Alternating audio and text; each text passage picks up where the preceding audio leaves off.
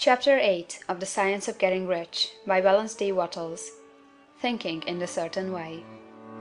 Turn back to Chapter 6 and read again the story of the man who formed the mental image of his house, and you will get a fair idea of the initial step toward getting rich.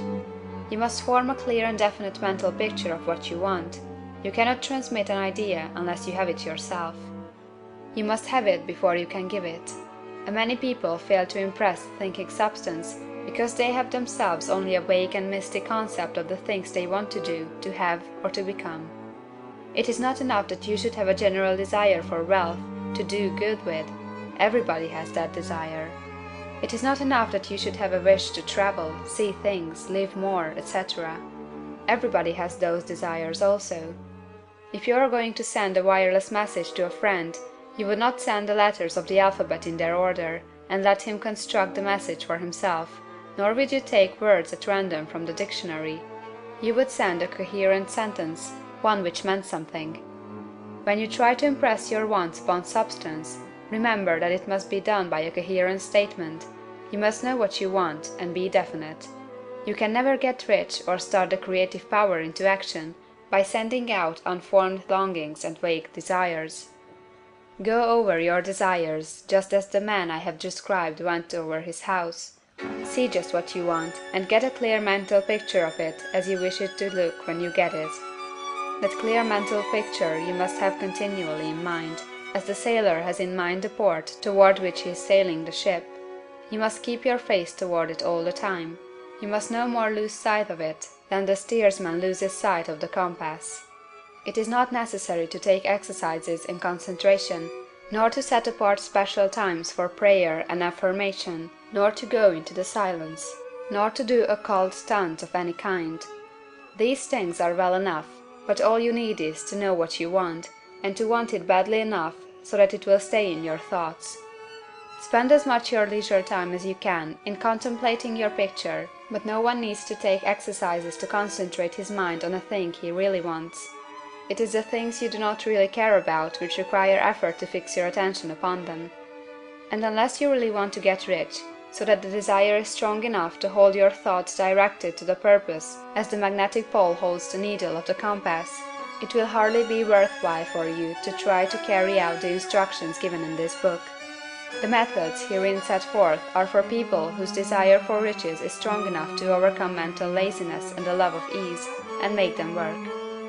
The more clear and definite you make your picture then, and the more you dwell upon it, bringing out all its delightful details, the stronger your desire will be, and the stronger your desire, the easier it will be to hold your mind fixed upon the picture of what you want. Something more is necessary, however, than merely to see the picture clearly. If that is all you do, you are only a dreamer, and will have little or no power for accomplishment. Behind your clear vision must be the purpose to realize it, to bring it out in tangible expression. And behind this purpose must be an invincible and unwavering faith that the thing is already yours, that it is at hand and you have only to take possession of it.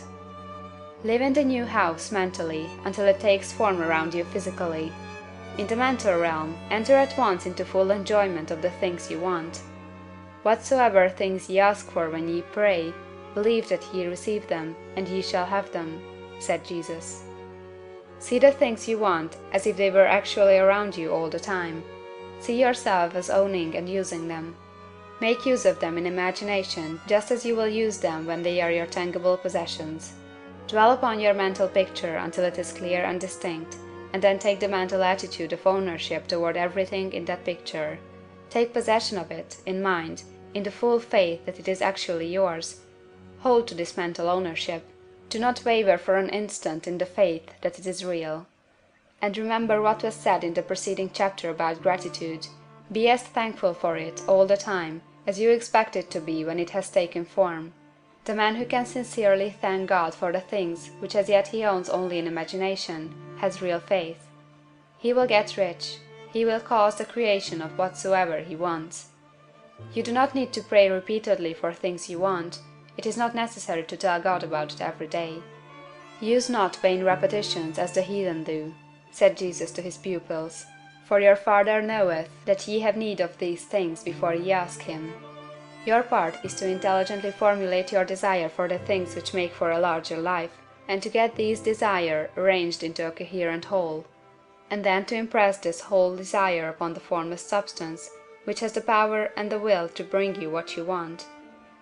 You do not make this impression by repeating strings of words, you make it by holding the vision with unshakable purpose to attain it, and with steadfast faith that you do attain it.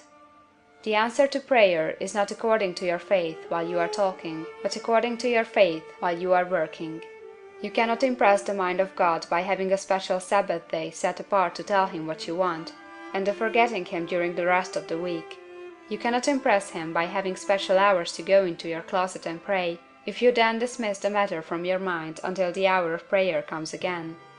Oral prayer is well enough, and has its effect, especially upon yourself, in clarifying your vision and strengthening your faith. But it is not your oral petitions which get you what you want. In order to get rich, you do not need a sweet hour of prayer, you need to pray without ceasing. And by prayer I mean holding steadily to your vision, with the purpose to cause its creation into solid form, and the faith that you are doing so. Believe that ye receive them. The whole matter turns on receiving, once you have clearly formed your vision. When you have formed it, it is well to make an oral statement, addressing the Supreme in reverent prayer, and from that moment you must, in mind, receive what you ask for. Live in the new house, wear the fine clothes, ride in the automobile, go on the journey, and confidently plan for greater journeys. Think and speak of all the things you have asked for in terms of actual present ownership.